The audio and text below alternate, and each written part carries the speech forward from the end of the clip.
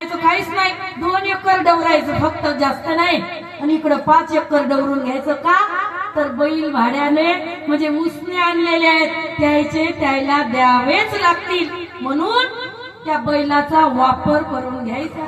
ते संतांना कळतं.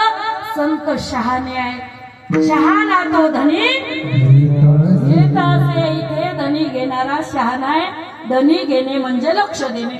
आता ही जी गाडी आहे, देहरूपी गाडी, ही गाडी आपल्याला त्या पंढरीला नेत आहे, मुक्तीच्या पंढरीला.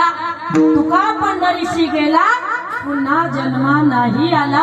त्या पंढरीला जायचं असेल, ही नरदेहाची गाडी आहे. मग या गाडीला बंद पाडता कामा नये. संत काय म्हणतायत माहितीये? नित्य हाती कारभार, मुखी हरी निरंतर. जे आपल्या व्यवसायानुसार आपल्याला काम मिळालेलं आहे, ते काम खुशाल करावं.